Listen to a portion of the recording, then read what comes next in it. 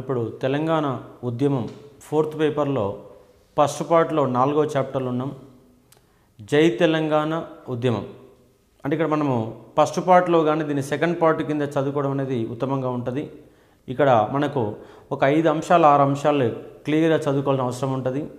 జై తెలంగాణ ఉద్యమము, జై ఆంధ్ర ఉద్యమం, ఈ 2 ఉద్యమాల నేపథ్యంలో వచ్చినటువంటి జీవో నెంబర్ 36, 8 సూత్రాల పథకం, 5 సూత్రాల పథకం, 6 సూత్రాల పథకం, ఈ 3 పథకాలు చాలా క్లియర్ కట్గా అవగాహనతోటి ఈ 3 కూడా పక్కపక్కన ఒక పట్టికల రూపంలో ఒక సిస్టమేటిక్గా రాసుకొని దీనికి దానికి ఈ 3టి మధ్య ఉన్న వేరియేషన్ ఏమిటి, 8 సూత్రాలు ఏమున్నది, 5 సూత్రాలు ఏమున్నది, 6 సూత్రాలు ఏమున్నది, 3టి కాన్సెప్ట్ను డిఫరెంట్గా చూస్తూ మిక్సప్గా ఉన్న అంశాలు ఏందో చూడగలిగితే మనము ఆ ఎగ్జామ్లో వచ్చేటువంటి క్వశ్చనర్ని ఒక అవగాహనతో పెట్టడానికి ఆస్కారం ఉంటుంది. మొన్న లాస్ట్ ఎస్ఐ ఎగ్జామ్ నిర్వహించినటువంటి ప్రిలిమినరీ ఎగ్జామ్లో మనకు 5 సూత్రాల పథకం మీద క్వశ్చన్ అడిగారు. ఏమన్నారంటే గెజిటెడ్ స్థాయి తహసీల్దారు మరియు assistant civil surgeon junior engineer ఉద్యోగాలు హైదరాబాదులో 1977 వరకు, మిగతా జిల్లాల్లో 80 వరకు నిర్వహించారు. అంటే ఎగ్జామ్ ఏమిటంటే ఈ క్రింది వాణిలో సరికానిది ఏమిటి అని ఎగ్జామ్లో క్వశ్చన్ అడిగారు.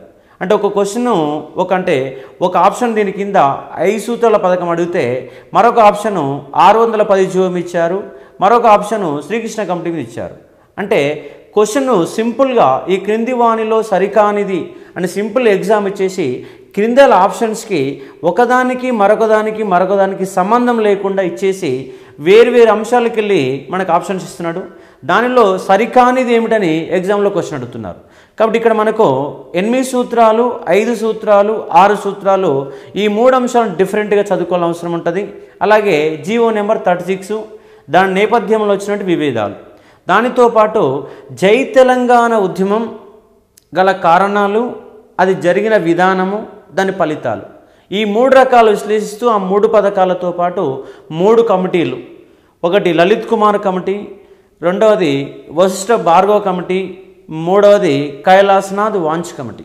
కాబట్టి ఈ 3 కమిటీలు, 3 సూత్రాలు, జీవో నెంబర్ 36, జై తెలంగాణ ఉద్యమం, జై ఆంధ్ర ఉద్యమం, ఈ యొక్క 6 కాన్సెప్ట్లకు వెళ్ళి మనకు కనీసంగా 30 నుంచి 35 క్వశ్చన్ రావడానికి ఆస్కారం ఉంటుంది.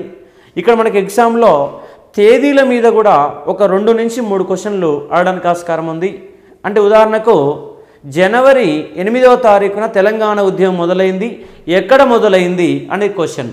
అంటే 1952 ముల్కీ ఉద్యమం వరంగల్లో మొదలైతే 69 ఉద్యమము ఖమ్మం జిల్లా కేంద్రంగా మొదలై హైదరాబాద్ కేంద్రంగా పెద్ద ఎత్తున కొనసాగింది.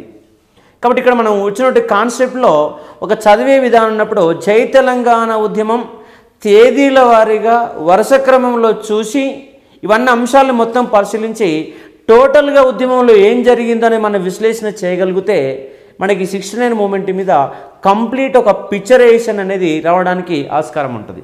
కాబట్టి ఆ నేపథ్యంలో మనం చూసి ఒక ప్రయత్నం చేద్దాం.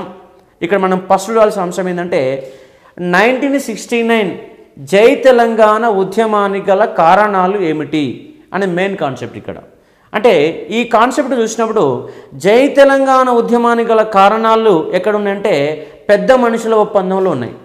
ఈ పెద్ద మనుషుల ఒప్పందము 1956 ఫిబ్రవరి 20వ తారీఖున పెద్ద మనుషుల ఒప్పందం జరిగితే జెంటిల్మెన్ అగ్రిమెంట్ అని దీన్ని పిలుస్తారు. ఆంధ్ర ప్రాంతంకి వెళ్ళి 4, తెలంగాణ ప్రాంతంకి వెళ్ళి 4, 8 మంది గల సంతకాలు పెట్టుకొని ఒక ఒప్పందం చేసుకున్నారు. ఆ ఒప్పందము 5 సంవత్సరాల కోసం చేసుకున్నారు. కానీ ఆ ఒప్పందంలో ఏ ఒక్క అంశాన్ని కూడా సరి అయిన రీతిలో పరిపాలన విభాగంలో ఎక్కడ కూడా అమలు చేయలేదు. తెలంగాణ నిధులు తెలంగాణకి ఖర్చు పెడతామని చెప్పేసి పెద్ద మనుషుల ఒప్పందాలు చేసుకున్నారు. కానీ ఆ నిధులు ఎక్కడ కూడా ఖర్చు పెట్టలేదు. 1961లో శాసనసభలో జరిగినటువంటి ఆర్థిక మంత్రి ఒక సమాధానం చెప్తూ తెలంగాణ ప్రాంతంలో ఈ 5 సంవత్సరాల కాలంలో 21,07,00,000 రూపాయలు మిగిలిన నిధులు ఉన్నాయని చెప్పారు. దానితో పాటు లలిత్ కుమార్ కమిటీ అనేది కూడా 34,10,00,000 రూపాయల మిగిలింది అని చెప్పేసి లలిత్ కుమార్ కమిటీ లెక్కలు చెప్పినది.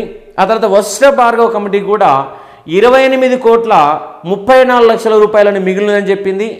కానీ ఆంధ్ర వాళ్ళు ఈ నిధులు ఎక్కడ కూడా ఖర్చు పెట్టకుండా తెలంగాణ ప్రాంతం మిగిలిన నిధులు మొత్తం కూడా ఆంధ్ర అవసరాల కోసం ఉపయోగించారు.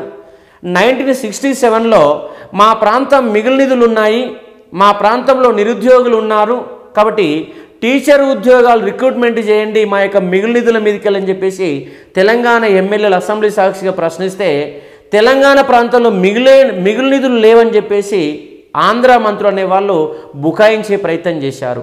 కాబట్టి మిగిలిన నిధులనే తీవ్రంగా అన్యాయం జరిగింది. ఆ అన్యాయం మీద జరిగిన ఉద్యమమే 69 ఉద్యమానికి ఒక కారణమైనది. దానితో పాటు పెద్ద మనుషుల ఒప్పందంలో ప్రధానంగా జరిగింది ఏమిటంటే రాజకీయ పరంగా అన్యాయం జరిగింది. పెద్ద మనుషుల ఒప్పందంలో ఉప ముఖ్యమంత్రి కంపల్సరీగా తెలంగాణ వారికి ఇవ్వాల్సిన అవసరం ఉండే ఆంధ్ర వాళ్ళు ముఖ్యమంత్రి అయితే, కానీ 1956 నుంచి 1971 వరకు 71 సెప్టెంబర్ 15 వరకు ముగ్గురు ముఖ్యమంత్రులు ప్రధానంగా మారితే ఒక్క తెలంగాణ వాళ్ళకు కూడా అవకాశాలు కల్పించలేదు.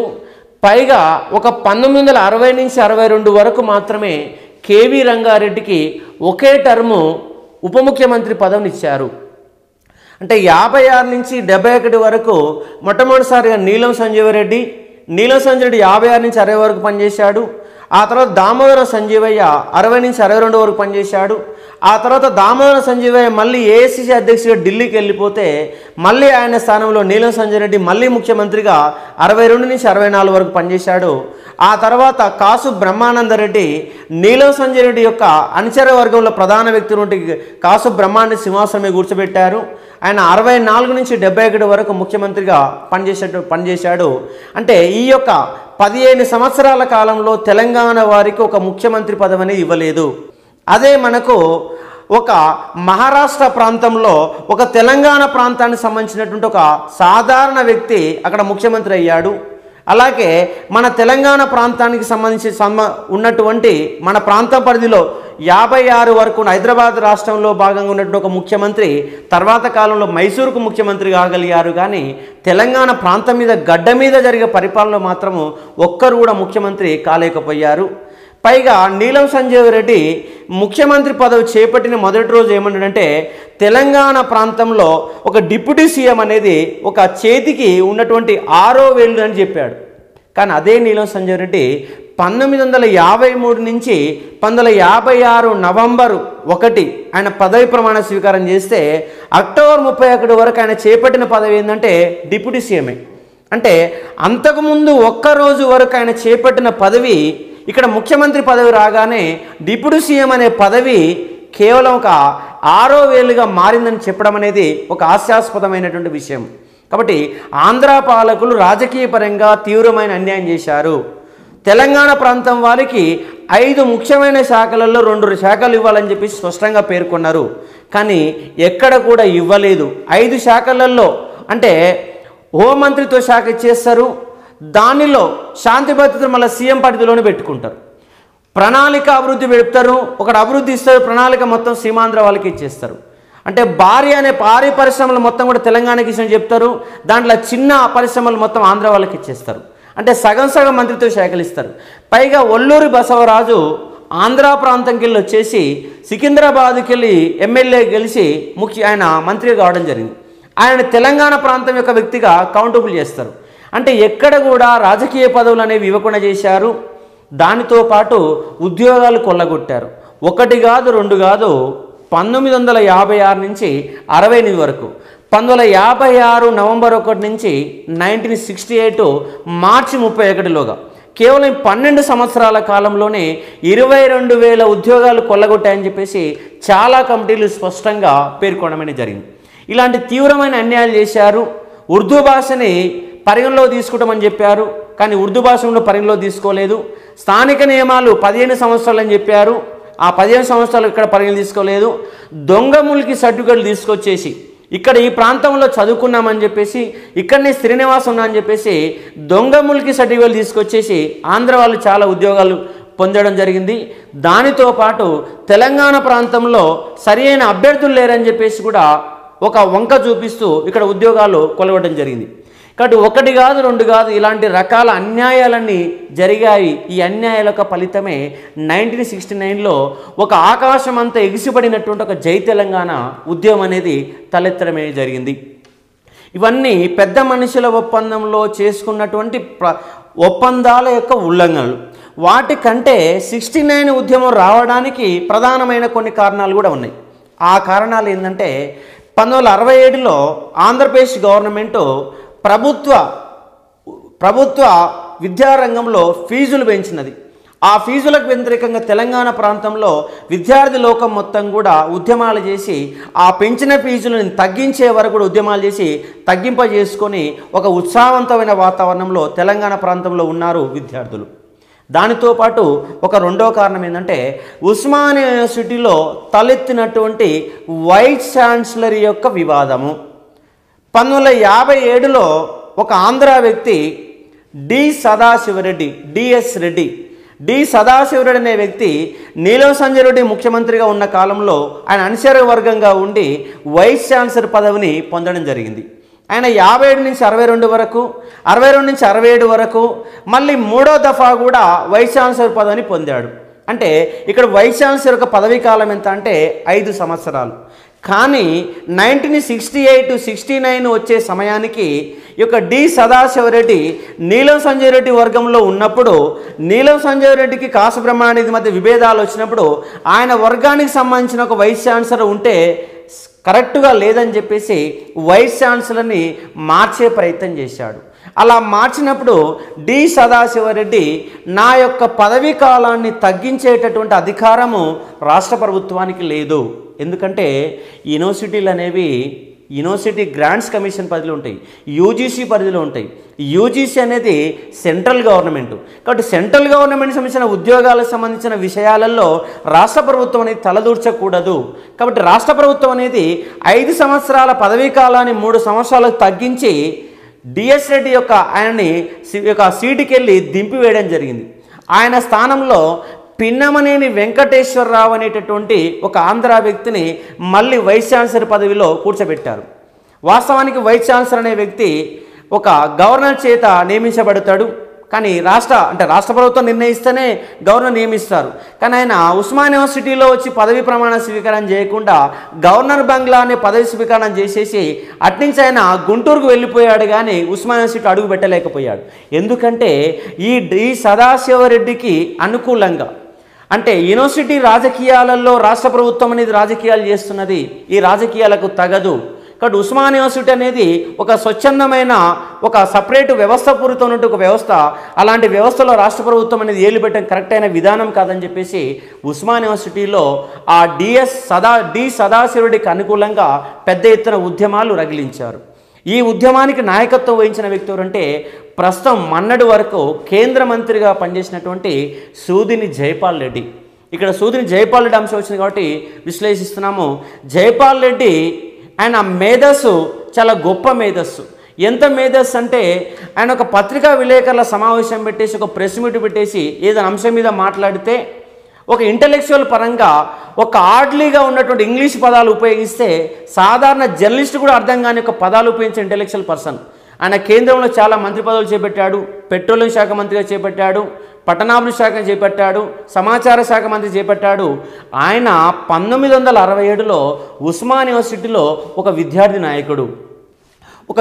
నాయకుడిగా ఉన్నటువంటి జైపాల్ రెడ్డి కాసు బ్రహ్మానందరెడ్డికి వ్యతిరేకంగా డి సదాశివరెడ్డికి అనుకూలంగా ఉస్మానియా యూనివర్సిటీలో వైస్ ఛాన్సలర్ పదవీ కాలాన్ని తగ్గించేటటువంటి అధికారం రాష్ట్ర ప్రభుత్వానికి లేదని పెద్ద ఎత్తున ఉద్యమాలు చేశాడు. దానితో పాటు డి సదాశివరెడ్డి హైకోర్టుకు పోయి దాంట్లో కేసు వేసేసి ఆ కేసులో ఈయనకు అనుకూలంగా తీర్పు ఇప్పించుకోవడం జరిగింది. అంటే డి సదాశివరెడ్డి యొక్క పదవీ కాలాన్ని 5 సంవత్సరాల నుంచి 3 సంవత్సరాలు తగ్గించే అధికారం రాష్ట్ర ప్రభుత్వానికి లేదని హైకోర్టు తీర్పు చెప్పినది. ఆ తీర్పు ప్రకారము మళ్ళీ డి సదాశివరెడ్డి వచ్చేసి ఉస్మానియా యూనివర్సిటీ వైస్ ఛాన్సలర్ పదవిని చేపట్టాడు. కాబట్టి కాసు బ్రహ్మానందరెడ్డికి వ్యతిరేకంగా ఉస్మానియా యూనివర్సిటీలో ఒక రాజకీయపరమైన వాతావరణం ఏర్పడింది. దానితో పాటు 1968లో ఉస్మానియా యూనివర్సిటీలో విద్యార్థి ఎన్నికలు జరిగితే ఆ ఎన్నికలలో కాసు బ్రహ్మానందరెడ్డి యొక్క వ్యతిరేక వర్గం అనేది అధిక సీట్లు గెలుచుకున్నది. వ్యతిరేక వర్గం అనేది ఉన్నటువంటి స్థానాలు విద్యార్థి సంఘాలకు ఎన్నికలు జరిగితే ఆ స్థానాలు మొత్తం కూడా వ్యతిరేక వర్గాలు గెలుచుకున్నాయి. అంటే ఉస్మానియా యూనివర్సిటీలో రాష్ట్ర ప్రభుత్వానికి ఒక వ్యతిరేకమైనటువంటి ఒక వాతావరణము నిమిడీకృతమైనది. అంటే ఈ యొక్క 1969 ఉద్యమానికి కంటే ముందు జరిగిన ఒక సంఘటన వైస్ ఛాన్సలర్ యొక్క వివాదము. ఈ వివాదాన్ని ఆసరాగా చేసుకుని తర్వాత కాలంలో విద్యార్థి లోకము యాక్టివ్గా పార్టిసిపేసి జై తెలంగాణ ఉద్యమాన్ని పెద్ద ఎత్తున కొనసాగింది. దీనితో పాటు మరొక ముఖ్యమైన కారణం ఏంటంటే మర్రి చెన్నారెడ్డి ఎన్నికలలో అక్రమాలకు పాల్పడి గెలిచాడని చెప్పేసి హైకోర్టులో కేసు ఇచ్చిన వ్యక్తి ఎవరంటే వందే మాతరం రామచంద్రరావు. వందే మాతరం రామచంద్రరావు ఒక తెలంగాణవాది. ఆయన రెడ్డి ఆస్తి సదస్సులో ప్రసంగించాడు. ఆ తర్వాత తెలంగాణ జనసభలో కూడా ముఖ్యమైన పాత్ర పోషించాడు. 2000 సంవత్సరంలో కూడా తెలంగాణ ఉద్యమంలో ప్రముఖ పాత్ర పోషించిన వ్యక్తి ఎవరంటే వందే మాతరం రామచంద్రరావు. వాస్తవానికి ఆయన అసలు పేరు ఏంటంటే వావిలాల రామచంద్రరావు.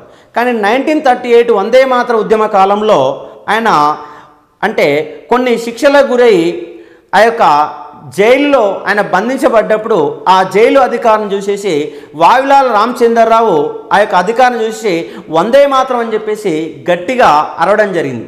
అలా అరిచినప్పుడు ఆ యొక్క జైలు అధికారి ఈ వావిలాల రామచంద్రరావుకి 24 కొరడా దెబ్బల శిక్ష విధించడం జరిగింది. అలా శిక్ష విధించినప్పుడు ఆ యొక్క వావిలాల రామచంద్రరావు పడిన ప్రతి కొరడా దెబ్బలో కూడా వందే మాతరం అని నినాదాలు చేశాడు. దీని కారణంగా ఆయనకు వావిలాల రామచంద్రరావు కాస్త వందే మాతరం రామచంద్రరావుగా మారిపోవడం జరిగింది. వందే మాతరం అనేది చివరిగా ఇంటి పేరు కూడా మారడం అనేది జరిగింది. ఇక వందే మాతరం రామచంద్రరావు ఒక న్యాయవాది, ఒక తెలివిగలిగిన ఒక న్యాయవాది. ఆయన ప్రతిసారి కూడా ఎన్నికలలో పోటీ చేయడము, ఎవరినో ఒకరిని ముప్పుతిప్పలు పెట్టమని సాధారణంగా జరిగే కార్యక్రమము. 1962లో కూడా చేవెళ్ళ తాలూకాలో కేవీ రంగారెడ్డి మీద పోటీ చేసి కేవీ రంగారెడ్డిని కూడా ఓడించిన వ్యక్తి ఎవరంటే వందే మాతరం రామచంద్రరావు. కానీ 1967లో సాధారణ అసెంబ్లీకి ఎన్నికలు జరిగినప్పుడు వందే మాతరం రామచంద్రరావు రంగారెడ్డి జిల్లాలోని తాండూరు నియోజకవర్గం నుంచి పోటీ చేశాడు. అక్కడి నుంచి పోటీ చేసిన వ్యక్తి ఎవరంటే మర్రి చెన్నారెడ్డి పోటీ చేశాడు. వీళ్ళిద్దరి మధ్య అక్కడ పోటీ జరిగింది. వందే మాతరం రామచంద్రరావు ఓడిపోయాడు. మర్రి చెన్నారెడ్డి అసెంబ్లీకి ఎన్నికయ్యాడు. అసెంబ్లీకి ఎన్నికైనప్పటికీ ఆయనకు రాష్ట్రంలో ఏదో మంత్రి శాఖ లేదంటే ముఖ్యమంత్రి పదవి కానీ ఇవ్వాలి. కానీ ఇక్కడ కాసు బ్రహ్మానందరెడ్డి వర్సెస్ మర్రి చెన్నారెడ్డి అనే నేపథ్యంలో ఒక యుద్ధ వాతావరణం ఉన్నది. ఎందుకంటే 1952 నుంచి 1996 చనిపోయే వరకు ఆంధ్రప్రదేశ్ రాష్ట్ర రాజకీయాలను శాసించినటువంటి ఏకైక తెలంగాణ వ్యక్తి ఒక మర్రి చెన్నారెడ్డి మాత్రమే. ఎందుకంటే 31 సంవత్సరాల వయసులోనే పెద్ద మనుషుల ఒప్పందం కంటే ముందే ఆయన రాష్ట్ర ప్రభుత్వంలో హైదరాబాద్ రాష్ట్ర ప్రభుత్వంలో వ్యవసాయ పౌర సరఫరాల శాఖ మంత్రిగా పనిచేశాడు. 1944లోనే నిజామాంధ్ర మహాసభలు జరిగినప్పుడు జస్ట్ 24 సంవత్సరాల వయసులోనే కేవీ రంగారెడ్డికి అనుకూలంగా వ్యవహరించి ఆ నిజామాంధ్ర మహాసభకి మామన్ అధ్యక్షుడిగా జయించిన ఘనత కూడా మర్రి చెన్నారెడ్డికి దక్కుతుంది. అంటే చిన్న వయసులో జస్ట్ ఒక 32 సంవత్సరాల వయసులోనే ఆయన పుట్టింది 1919 రంగారెడ్డి జిల్లా వికారాబాద్ యొక్క తాలూకాలోని సిరిపురంలో జన్మించాడు. 1919 అంటే 52 అంటే 33 సంవత్సరాల వయసులోనే మంత్రి పదవిని చేపట్టిన వ్యక్తి ఎవరంటే ఈ యొక్క మర్రి చెన్నారెడ్డి. ఆయన వ్యవసాయ పౌర సరఫరాల శాఖ మంత్రిగా పదవి చేపట్టాడు. 37 సంవత్సరాల వయసులోనే జెంటిల్మెన్ అగ్రిమెంట్ మీద పెద్ద మనుషుల ఒప్పందం మీద సంతకం పెట్టిన వ్యక్తి అంటే మర్రి చెన్నారెడ్డి. ఆ తర్వాత 56లో మారిన రాజకీయ పరిస్థితుల నేపథ్యంలో నీలం సంజయ్ రెడ్డి వర్గంలో కాకుండా ఆయన బెజవాడ గోపాలరెడ్డి వర్గంలో ఉన్న కారణంగా ఆయనకు మంత్రి పదవి రాలేదు. ఆ తర్వాత మళ్ళీ దామోదరం సంజయ్ మంత్రివర్గంలో మంత్రి పదవిని చేపట్టాడు. మళ్ళీ నీలం సంజయ్ రెడ్డి మంత్రివర్గంలో మంత్రి పదవిని చేపట్టాడు. కాసు బ్రహ్మానందరెడ్డి మంత్రివర్గంలో 64 నుంచి 67 వరకు ఆర్థిక శాఖ మంత్రిగా పదవి బాధ్యతలు చేపట్టాడు. అలాంటి సమయంలోనే తెలంగాణలో ఏకైక వ్యక్తిగా ఎదిగిన వ్యక్తి అంటే మర్రి చెన్నారెడ్డి. ఆయన ముఖ్యమంత్రి సీటు కోసం పోటీపడ్డాడు.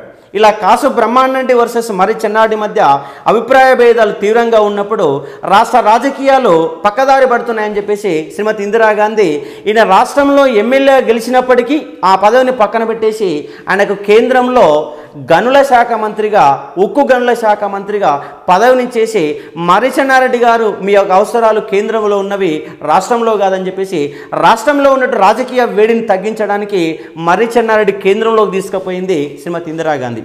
ఇదిలా కొనసాగుతున్న సందర్భంలో ఆయన అంటే పార్లమెంటులో అంటే ఆయన కేంద్రంలో మంత్రిగా పనిచేయాలంటే లోక్సభలో కానీ రాజ్యసభలో కానీ సభ్యత్వం ఉండాలి.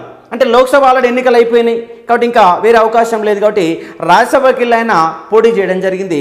పోటీ చేశాడు. ఆయన పదవీ ప్రమాణ స్వీకారం చేయాలి 1969 ఏప్రిల్ 26 తారీఖు నాడు.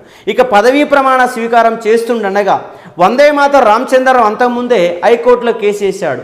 ఏమని కేసు వేశాడంటే మర్రి చెన్నారెడ్డి వాస్తవికంగా గెలవలేదు, ఆయన ఎన్నికలలో అక్రమాలకు పాల్పడ్డాడు కాబట్టి ఆయనని ఎన్నికలలో పదవికి అనర్హుడుగా ప్రకటించండి అని చెప్పేసి ఆయన కోర్టులో కేసాడు వందే మాతరం రామచంద్రరావు. హైకోర్టులో కేసు గెలిచాడు. హైకోర్టు ఏమని తీర్పిచ్చిందంటే ఇలాంటి నీతి బాహ్యమైన పనులు ఇంకెవరు కూడా చేయరు కాబట్టి మర్రి చెన్నారెడ్డి రాజకీయాలకు అనర్హుడు కాబట్టి 6 సంవత్సరాల పాటు ఆయన్ని రాజకీయ బహిష్కృతం చేస్తున్నా అని చెప్పేసి హైకోర్టు ప్రకటించినది. హైకోర్టు ప్రకటించినప్పుడు ఆయన సుప్రీంకోర్టుకి వెళ్ళాడు. సుప్రీంకోర్టు కూడా హైకోర్టు యొక్క తీర్పును సమర్థిస్తూ అదే తీర్పుని కొనసాగించడం జరిగింది. అలాంటి సమయంలో మర్రి చెన్నారెడ్డి ఏమనంటే ఇది ఎన్నికల వివాదంలో కోర్టులకు ఏం పని చెప్పేసి ఆయన ఎన్నికల కమిషన్ పోయాడు. ఎన్నికల కమిషన్ కూడా హైకోర్టు సుప్రీంకోర్టు యొక్క తీర్పులని ఉటంకిస్తూ దాన్నే సమర్థించినది. అలాంటి సమయంలో 1968లో 1968లో ఆయన పదవిని కోల్పోయాడు. 1968 ఏప్రిల్ 26న తన యొక్క పదవిని కోల్పోవడం జరిగింది. పదవిని కోల్పోయినటువంటి మర్రి చెన్నారెడ్డి ఖాళీ సమయంలో ఉన్నాడు. ఆ ఖాళీ సమయంలో జై తెలంగాణ ఉద్యమం వచ్చింది. ఆ జై తెలంగాణ ఉద్యమం వచ్చినప్పుడు తెలంగాణ వాదులంతా పోయి మర్రి చెన్నారెడ్డి బతిమిలాడి మీలాంటి నాయకుడు తెలంగాణ ఉద్యమానికి అడ్డుదుండగా ఉంటే ఉద్యమాన్ని కొనసాగించడానికి సాధ్యమవుతుంది. పైగా మదన్మోహన్ యొక్క న్యాయవాది తెలంగాణ ప్రజాసమితి యొక్క అధ్యక్షుడు ఉన్నాడు. ఒక న్యాయవాది లాంటి వ్యక్తి కేంద్రంలో ఉన్నటువంటి ప్రధానమంత్రితోని కానీ లేదంటే ఇతర మంత్రులతోని కానీ ఏమైనా చర్చలు జరపాలంటే ఆయన స్థాయి సరిపోదు కాబట్టి మీలాంటి వ్యక్తి ఉంటే తెలంగాణ ఉద్యమం ముందుకు పోద్దని చెప్పేసి ఆయన్ని ఆ యొక్క తెలంగాణ ఉద్యమంలోకి తెలంగాణ వాదులందరూ కలిసి తీసుకురావడం అనేది జరిగింది. అంటే మర్రి చెన్నారెడ్డి ఒకవేళ పదవిలో ఉంటే కేంద్రంలో పదవిలో ఉంటే ఇక్కడ తెలంగాణ ఉద్యమం ఆయన పాల్గొనే అవకాశం ఉండేది కాదు. అంటే ఆయన రాజకీయ పదవులు లేకపోవడం, అలాంటి సమయంలో తెలంగాణ ఉద్యమం రావడం, ఆ ఉద్యమాన్ని తనకు ఆయుధంగా మార్చుకున్న వ్యక్తి అంటే మర్రి చెన్నారెడ్డి. పైగా మర్రి చెన్నారెడ్డి ఇక్కడ రాష్ట్ర ప్రభుత్వాలలో మంత్రిగా పనిచేశాడు, కేంద్రంలో మంత్రిగా పనిచేశాడు.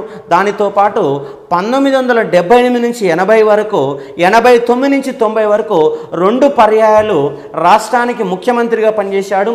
2-3 పర్యాయాల పాటు పిసిసి అధ్యక్షుడిగా పనిచేశాడు.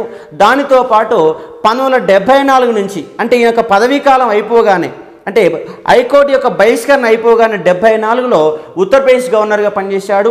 ఆ తర్వాత రాజస్థాన్ గవర్నర్గా పనిచేశాడు. ఆ తర్వాత పంజాబ్ గవర్నర్గా పనిచేశారు. చివరిగా తమిళనాడు గవర్నర్ కూడా పనిచేశాడు. అంటే ఆయన జీవిత కాలంలో అంటే మర్రి చెన్నారెడ్డి వ్యక్తి చాలా సమర్థుడైన వ్యక్తి, చాలా ఏమియంటి పర్సనాలిటీ వ్యక్తి, ఉద్యమాలను నడపగల వ్యక్తి, చాలా శక్తి సామర్థ్యాలు ఉన్న వ్యక్తి. కానీ మర్రి చెన్నారెడ్డిలో ఉన్నట్టు ప్రధాన లోపం ఏంటంటే ఏదో ఒక పదవిలో లేకపోతే ఆయన ఉండలేని ఒక తత్వం ఉన్నటువంటి వ్యక్తి ఎవరంటే మర్రి చెన్నారెడ్డి. దాని కారణంగా ఈ 69 ఉద్యమం అయిపోగానైనా గవర్నర్ పదవికి వెళ్ళిపోవడం జరిగింది. మళ్ళీ అక్కడి నుంచి వచ్చి రాష్ట్ర ముఖ్యమంత్రిగా పదవి చేపట్టాడు. కానీ అదే మర్రి చెన్నారెడ్డి 69లో ఉద్యమం ఆగిపోయిన తర్వాత మళ్ళీ అదే కొనసాగించి ఉండుంటే ఒక 80లో వరకైనా మనకు తెలంగాణ రాష్ట్రం వచ్చేసి, కానీ దాని కారణంగా ఆయన బయటికి వెళ్ళిపోయిన కారణంగా తెలంగాణ ఉద్యమం పక్కదారి పట్టేసి మళ్ళీ ఆగిపోయిన సందర్భాలని మనకు కనిపిస్తాయి. కాబట్టి మర్రి చెన్నారెడ్డి సమయంలో ఖాళీగా ఉండడం అనేది జై తెలంగాణ ఉద్యమానికి ఒక ఊపుగా మారిపోయిన సందర్భాలు మనకు కనిపిస్తాయి. అయితే 1969 ఉద్యమానికి గల తక్షణ కారణం ఏమిటంటే మనకు 1962లో భారత్ చైనా మధ్య యుద్ధం జరిగినది. 1965లో ఇండియా పాకిస్తాన్ మధ్య యుద్ధం జరిగినది. ఈ 2 యుద్ధాలతో పాటు 1964, 65, 66, 67 మధ్య భారతదేశం మొత్తం కూడా కరువు కాటకాలతో కొనసాగినది. ఇలా కరువు కాటకాలతో కొనసాగిన సందర్భంలో మనము కనీసము పంచవర్ష ప్రణాళికలు కూడా అమలు చేసే పరిస్థితుల్లో లేం. ఎందుకంటే మనకు 3వ పంచవర్ష ప్రణాళిక తర్వాత 4వ పంచవర్ష ప్రణాళిక రావాలి. కానీ 66 నుంచి 69 వరకు మనకు వార్షిక ప్రణాళికలు వచ్చాయి, అంటే సంవత్సర ప్రణాళికలు వచ్చాయి. అంటే ఒక ప్రణాళిక వ్యవస్థను అమలు చేసే స్థాయిలో భారతదేశం లేదు, ఆర్థిక వ్యవస్థ పరంగా ఇబ్బందుల్లో ఉంది. ఇలాంటి సమయంలో సెంట్రల్ గవర్నమెంట్ ఒక నిర్ణయం తీసుకున్నది. ఆ నిర్ణయం ఏంటంటే మీ యొక్క రాష్ట్ర ప్రభుత్వాలలో మీరు పెట్టే ఖర్చులలో 10% ఆదా చేసుకోండి అని చెప్పేసి తాకీదులు జారీ చేసినది. కంపల్సరీగా ఆదాయం చేయమని చెప్పేసి సెంట్రల్ గవర్నమెంట్ చెప్తే రాష్ట్ర ప్రభుత్వాలు కూడా తమ యొక్క ఖర్చును తగ్గించే ప్రయత్నం చేసినాయి. అలా తగ్గించే ప్రయత్నంలో భాగంగా తెలంగాణ ప్రాంతంలో ఉన్నటువంటి మొత్తం ఆంధ్రప్రదేశ్లో ఉన్నటువంటి కాంట్రాక్ట్ ఉద్యోగులందరినీ తొలగించడం జరిగినది. మరి ఆ కాంట్రాక్ట్ ఉద్యోగాలకి మన తెలంగాణ ఉద్యమానికి ఏంటి సంబంధం అని చెప్పేసి క్వశ్చన్ రావచ్చు. కానీ ఇక్కడ అసలు వ్యవస్థ ఏంటంటే మనకు 1961లో కొత్తగూడెం థర్మల్ పవర్ స్టేషన్ అనేది ఒకటి నిర్మించబడింది. కానీ అది తెలంగాణ ప్రాంతంలో నిర్మించబడింది. దానికి కావాల్సిన 1300 ఎకరాల భూమి ఖమ్మం జిల్లాకి వెళ్ళి తీసుకున్నారు. దానికి కావాల్సిన నీళ్ళని మన ఖమ్మం జిల్లాలో ఉన్నటువంటి ఒక ప్రాజెక్టుకి వెళ్ళి నీళ్ళు తీసుకున్నారు. కిన్నెరసాని ప్రాజెక్టుకి వెళ్ళి నీళ్ళు తీసుకున్నారు. అంటే నీళ్లు మనవి, భూమి మనది, దానికి కావాల్సిన పెట్టుబడి కూడా తెలంగాణ యొక్క బడ్జెట్ నుంచే కేటాయించారు. కానీ దానిలో ఉన్నటువంటి ఉద్యోగాల సంఖ్య 1400 ఉద్యోగాలు. ఆ 1400 ఉద్యోగాలలో 1200 ఉద్యోగాలు సీమాంధ్రులు. దాంట్లో తెలంగాణ వాళ్ళకున్న ఉద్యోగాలు కేవలం 200 మాత్రమే. ఆ 200 ఉద్యోగాలలో కూడా 175 ఉద్యోగాలు కాంట్రాక్ట్ ఉద్యోగాలే. కేవలం పర్మనెంట్ ఉద్యోగాలు ఎంత అంటే 25 ఉద్యోగాలు.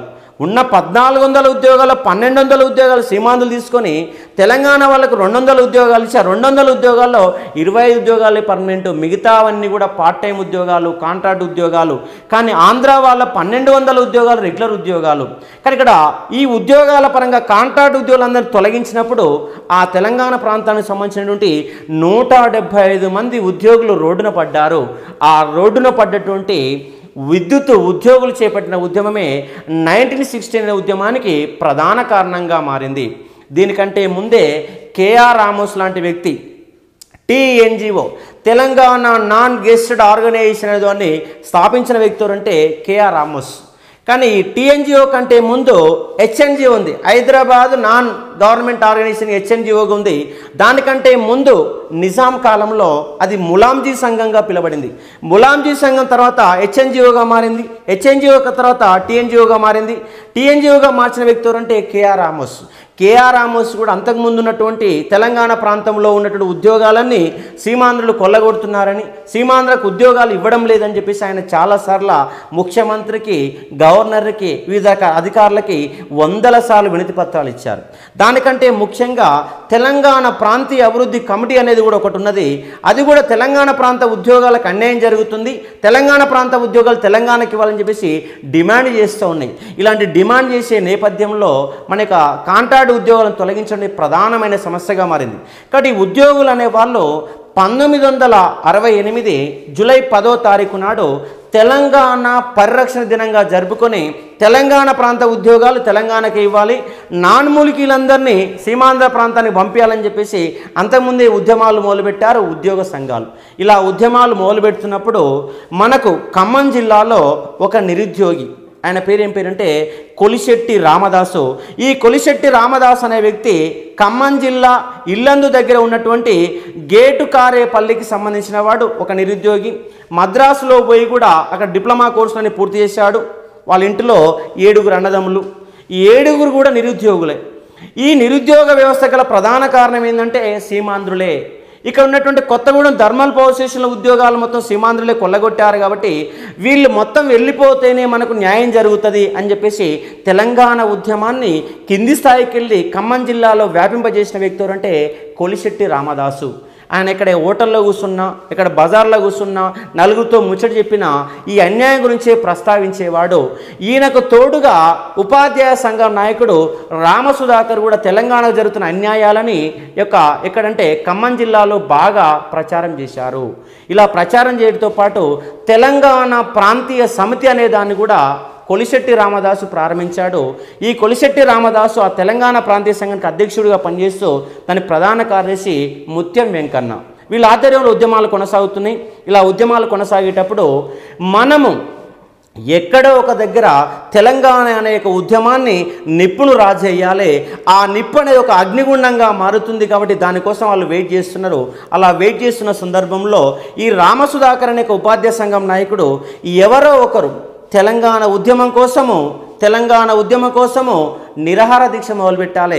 అలా నిరాహార దీక్ష చేసే వ్యక్తి కోసం వాళ్ళంతా వెతుకుతున్నారు. అలా వెతుకుతూ కాలేజీలు అక్కడక్కడ కొన్ని ప్రత్యేకమైన ఎడ్యుకేషన్ సెంటర్స్లో కూడా తిరిగి మాట్లాడుతూ తెలంగాణ గురించి అన్యాయాలంతా చెబుతున్నారు. ఇలాంటి సమయంలో ఖమ్మం జిల్లాలో ఉన్నటువంటి ఒక డిగ్రీ సెకండ్ ఇయర్ చదువుతున్నటువంటి అన్నబత్తుల రవీంద్రనాథ్ అనే విద్యార్థి BA సెకండ్ ఇయర్ చదువుతున్నాడు. ఆయన అంతకుముందే విద్యార్థి సంఘాలలో పోటీ చేసి ఆయన ఓడిపోవడం జరిగింది. అలాంటి సందర్భంలో వాళ్ళు డిగ్రీ కాలేజీకి పోయినప్పుడు ఈ యొక్క కొలిశెట్టి రామదాస్ అనే వ్యక్తి మీలో ఎవరైనా ముందుకు వస్తారా ఉద్యమాన్ని మొదలుపెట్టడానికి నిరాహార దీక్ష అని చెప్పేసి క్వశ్చనింగ్ చేసినప్పుడు ఈ అన్నబత్తుల రవీంద్రనాథ్ అనే ఒక BA సెకండ్ ఇయర్ విద్యార్థి ముందుకు వచ్చేసి స్పష్టంగా చెప్పాడు. ఏమని, నేను చేస్తాను ఆమరణ నిరాహార దీక్ష తెలంగాణ ఉద్యమం కోసం అని చెప్పేసి ముందుకు రావడం జరిగింది. ఆ అన్నబత్తుల రవీంద్రనాథ్ అనే విద్యార్థి మొదలుపెట్టిన ఆమరణ నిరాహార దీక్షనే జై తెలంగాణ ఉద్యమం అనే నిప్పును రాజేసినది ఖమ్మం జిల్లా కేంద్రంగా ఉద్యమం అనేది మొదలైంది. అలా ఖమ్మం జిల్లాలో మొదలైన ఉద్యమం క్రమక్రమంగా హైదరాబాదు మొత్తం బాకి అది మొత్తంగా తెలంగాణ రాష్ట్రాన్ని మొత్తం కూడా కలిసివేసినది. ఇక తెలంగాణ ఉద్యమాన్ని అడుగడుగున అడ్డుకోవడానికి ఒక నియంత వలె పరిపాలిస్తూ తెలంగాణ ఉద్యమకారుల మీద ఎప్పుడు ప్రతిరోజు కూడా లాఠీలు, తూటాలు, బాషవాయి గోళాలు ప్రయోగించి 370 మంది యొక్క మరణానికి కారణమైన వ్యక్తి ఎవరంటే కాసు బ్రహ్మానందరెడ్డి. ఆ కాసు బ్రహ్మానంది తన పదవి కోసము ఎన్ని రకాల తీవ్రమైనటువంటి తెలంగాణ వాళ్ళ మీద ఎన్నిసార్లు కాల్పులు జరిపించాడో కూడా తెలియదు.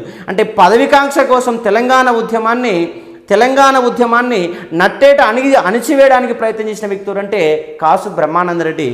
కాబట్టి 69 ఉద్యమానికంటే ముందు మనకు ప్రధానంగా ఎగ్జామ్లో వచ్చే నేపథ్యం క్వశ్చన్ ఏంటంటే 1968 జూలై 10వ తారీఖు నాడు తెలంగాణ పరిరక్షణ దినంగా తెలంగాణ వాదులు జరుపుకున్నారు. ముఖ్యంగా ఉపాధ్యాయులు అనే వాళ్ళు జరుపుకున్నారు. కాబట్టి ఇది ఉద్యమానికి ముందు జరిగినటువంటి కార్యక్రమాలు. ఉద్యమం మొదలైనాక అంటే 1969 జనవరి 8వ తారీఖు ఉద్యమంలో ఒక చాలా కీలకమైన ఘట్టము. ఈ యొక్క ఉద్యమంలో భాగంగా ఖమ్మం జిల్లాలో అన్నబత్తుల రవీంద్రనాథ్ అనే వ్యక్తి ఆమరణ నిరాహార దీక్షకు మొదలుపెట్టడం జరిగింది. ఆయనతో పాటు ఖమ్మం జిల్లా మున్సిపాలిటీ వైస్ చైర్మన్ కవిరాజమూర్తి కూడా ఈ యొక్క అన్నబత్తుల రవీంద్రనాథ్కు మద్దతుగా ఉద్యమంలో కూర్చోవడం జరిగింది. వాళ్ళిద్దరూ ఆ యొక్క జనవరి 8వ తారీఖు నాడు 11 గంటలకు ఖమ్మం జిల్లా మొత్తం కేంద్రంలో ఈ యొక్క మొత్తము వాళ్ళు ఒక జీపు ద్వారా పర్యటించడం జరిగింది. జీపు ద్వారా మొత్తం కూడా తిరిగే సందర్భంలో ఇక్కడ ఉన్నటువంటి వర్ధన్నపేట ఎమ్మెల్యే టి పురుషోత్తరరావు అనే వ్యక్తి వాళ్ళకు పూలమాల వేసి వాళ్ళకు వీరతిలకం దిద్ది ఆ యొక్క ఆమరణ నిరాహార దీక్ష కార్యక్రమాన్ని మొదలుపెట్టడం జరిగింది. ఆ విధంగా జనవరి 8వ తారీఖు నాడు ఖమ్మం జిల్లాలో ఉద్యమం అనేది మొదలైంది. అలా మొదలైన ఉద్యమము ఆ యొక్క 8వ తారీఖు నాడు వరంగల్కు వ్యాపించినది. 9వ తారీఖు నాడు వరంగల్ జిల్లాలో ఒక పెద్ద ఎత్తున సభ నిర్వహించారు. ఆ సభలో కూడా పాల్గొని ప్రసంగించిన వ్యక్తి ఎవరంటే వరంగల్ జిల్లాకు సంబంధించిన వర్ధన్నపేట ఎమ్మెల్యే టి పురుషోత్తమరావు. ఆయన ప్రసంగిస్తూ మనకు తెలంగాణ ప్రాంతం కోసం చేపట్టిన ఒక శ్రీరామ్ సాగర్ ప్రాజెక్టు 40 కోట్ల రూపాయలతోటి 4-5 జిల్లాలలో దాదాపుగా 28 లక్షల ఎకరాలకు సాగునీరిచ్చే ఒక ప్రాజెక్టుని సీమాంధ్ర యొక్క ముఖ్యమంత్రి కారణంగా దాన్ని కేవలము ఒక 2-3 లక్షల ఎకరాలకు కుదిస్తూ కేవలం 6 కోట్ల రూపాయల నిధులు మాత్రమే మంజూరు చేశారని చెప్పేసి ఆ యొక్క సభ సందర్భంగా ఆయన ఆరోపించాడు. దానితో పాటు తెలంగాణ ప్రాంతంలో ఉద్యోగాలను కొల్లగొడుతున్నారని చెప్పేసి ఆయన స్పష్టంగా ప్రకటన చేశారు. కాబట్టి ఖమ్మం జిల్లాలో మొదలైన ఉద్యమము వరంగల్ జిల్లాకు వ్యాపించింది. వరంగల్ జిల్లాలో మొత్తం కూడా బంద్ చేశారు. ఆంధ్ర పత్రికలను తగలబెట్టారు. దాంతోపాటు ఖమ్మం జిల్లాలో కూడా ఆంధ్ర పదం వరకు మొత్తం కూడా కట్ చేసి వాటిని ఆ యొక్క ఆంధ్ర పత్రిక కార్యాలయాలకు పంపించారు. దానితో పాటు కొన్ని పత్రికలు తగలబెట్టారు. దాంతోపాటు ఆంధ్ర పదంతో ఉన్నటువంటి ఒక సీమాంధ్ర లారీని కూడా తగలబెట్టడం జరిగింది. దాంతోపాటు జనవరి 12వ తారీఖు నాడు కొత్తగూడెంలో కంప్లీట్గా రైలును కూడా మొత్తం బంద్ చేసి ఒక 2-3 గంటల పాటు రైలు కూడా దిగ్బంధం చేసి రైలు కూడా కూడా చేశారు. సీమాంధ్ర బస్సులు ఇక్కడ రాకుండా చేశారు. ఇలా ఖమ్మం జిల్లాలో ఉద్యమం ఎగిసిపడ్డ సందర్భంలో ఈ ఉద్యమం నిజామాబాద్ కూడా వ్యాపించింది.